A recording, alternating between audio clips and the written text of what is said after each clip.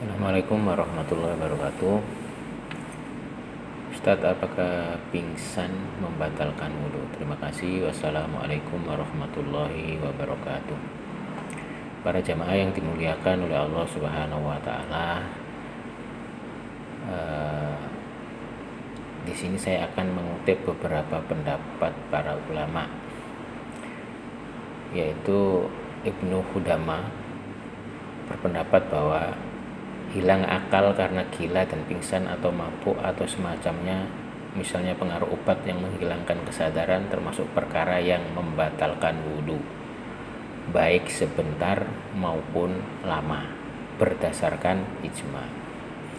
Kemudian Ibnu Munzir juga berpendapat bahwa para ulama sepakat tentang wajibnya wudhu bagi orang yang mengalami pingsan, karena orang seperti itu kesadarannya jauh lebih hilang daripada orang yang tidur, dengan bukti bahwa mereka tidak akan bangun jika diperingatkan. Diwajibkannya berwudu bagi orang yang tertidur lelap adalah pertanda bahwa wudu tersebut diwajibkan kepada yang lebih berat dari tidur. Hadis riwayat Ali bin Abi Thalib yang artinya beliau berkata, telah bersabda Rasulullah SAW, mata adalah tali pengikat dubur, maka barang siapa telah tidur hendaklah berwudu.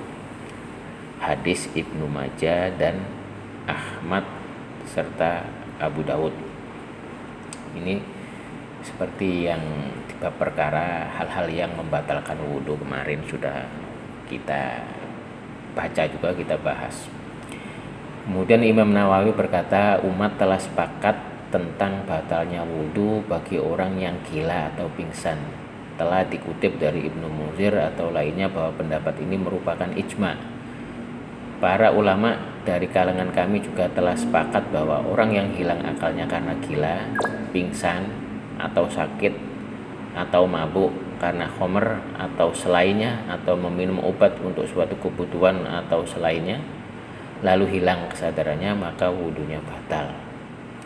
Mereka mengatakan bahwa mabuk yang membatalkan wudhu adalah yang tidak tersisa sama sekali kesadarannya, bukan sekedar permulaan mabuk. Dalam hal ini tidak ada perbedaan apakah dia duduk tegak atau berdiri sebentar atau lama.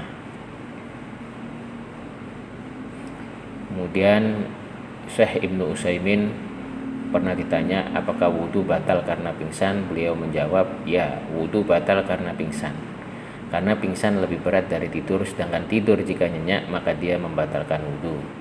Karena ketika tidur seseorang tidak menyadari apa yang keluar darinya. Adapun tidur ringan, jika seseorang hendak berhadas maka dia segera menyadarinya. Tidur seperti ini tidak membatalkan wudhu.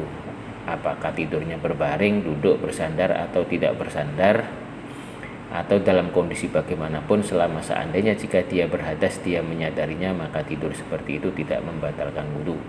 Adapun pingsan lebih berat dari tidur, maka jika seseorang mengalami pingsan wajib baginya berwudhu. Yang terakhir pendapat Syekh Ibnu Baz, pernah ditanya apa hukum wudhu orang yang tidak sadarkan diri sesaat, beliau menjawab, perkara ini ada rinciannya. Jika hanya sesaat dan tidak menghilangkan kesadaran serta tidak menghalangi perasaan apabila terjadi hadas, maka hal seperti itu tidak berpengaruh atau membatalkan wudhu. Seperti orang ngantuk yang tidak nyenyak tidurnya, maka tetapi dia masih mendengar adanya gerak, maka hal itu tidak mengapa sampai dia mengetahui ada yang keluar darinya. Demikianlah hukumnya jika ketidaksadaran tersebut tidak menghilangkan kesadaran. Adapun jika hal tersebut menghilangkan kesadarannya sehingga dia tidak menyadari apa yang keluar darinya, seperti mabuk atau menderita sakit yang membuatnya hilang kesadaran hingga tak sadarkan diri, hal ini membatalkan wudhu, seperti halnya orang yang pingsan. Demikian yang bisa saya sampaikan, mudahan bermanfaat.